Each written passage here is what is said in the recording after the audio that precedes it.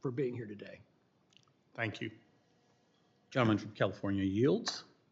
And I'll recognize the gentleman, the ranking member of the subcommittee, Mr. Neguse, for 5 minutes. I thank the chairman, and thank you to each of our witnesses for being here, for traveling to Washington, D.C. In some cases, we appreciate your testimony.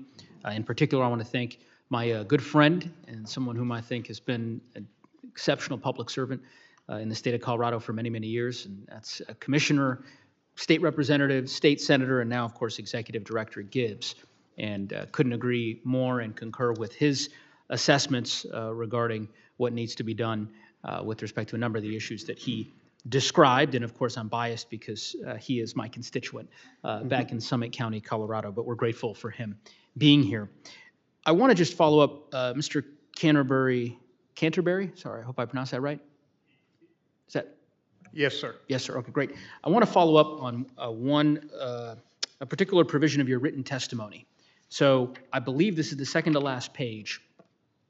You write, as one of, it says, while the list is not exhaustive, I offer the following suggestions for immediate action. And one of those suggestions, you've underlined it, direct targeted resources to environmental analysis and permitting for rangeland monitoring and grazing allotments. What do you mean by targeted resources? So, thank you, Ranking Member Neguse. It's a pleasure to be here today. So, what we're talking about there on those targeted funds, if you will, we need to very specifically target some funding.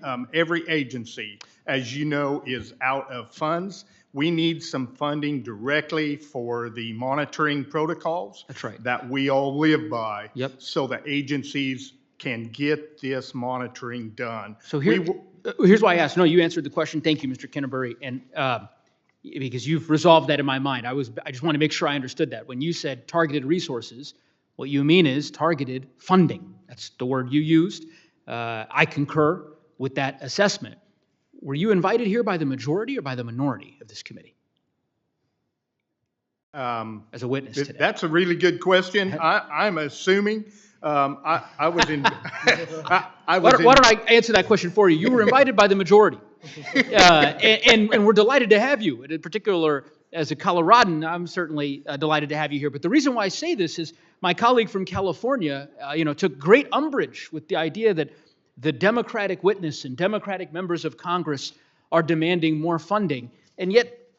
Right here, one of your principal recommendations, and it's a common sense recommendation, by the way, is for more funding for this particular, the nature of the work that you've described. And it's not all that complicated, right? I mean, many of you have testified about multiple use, and, some of my colleagues on the other side of the aisle, agree with your assessments regarding timber sales or energy leases. Who manages those? Who would you go about calling if you were going to try to procure a timber sale? How does that happen? Mr. Canterbury? So, Ranking Member, thank you for that question. I don't deal in the timber industry, but I certainly deal in the livestock industry. Sure. And my cows eat the understory and Yes, keep sir. those succulent vegetative But where would you plants. go about procuring a grazing lease? Who do you go to? So You go to the federal agencies, right? You go to the BLM. I deal with my local agency folks. Yes, Correct. sir, I do. Exactly, right? They're federal employees. These are individuals who work for the federal government, particularly the BLM, right? The same can be said for any number of the multiple uses that this committee is apparently endeavoring to discuss today.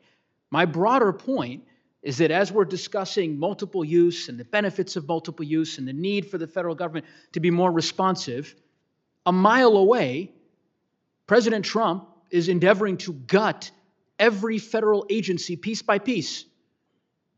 Mass rescission offers, buyouts, so-called buyout offers to the federal government, including some of the same BLM employees that you work with, sir, that every witness here works with.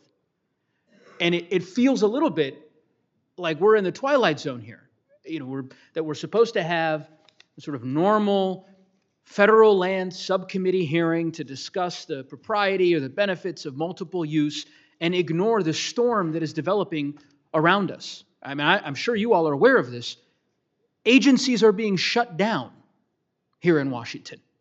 CFPB effectively just a few days ago. I don't know if the BLM will be next. I suppose we're going to find out. So I would just encourage the chairman of this subcommittee, and I want to give him my sense. We certainly are not going to treat these hearings as business as usual until our colleagues on the other side of the aisle step up, tell the administration to pull back, and we can get back to regular order. Because there's a lot that these witnesses have proposed that is reasonable and common sense and bipartisan.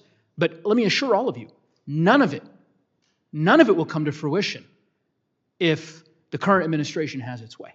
And I yield back. Gentleman yields, and I'll recognize the gentleman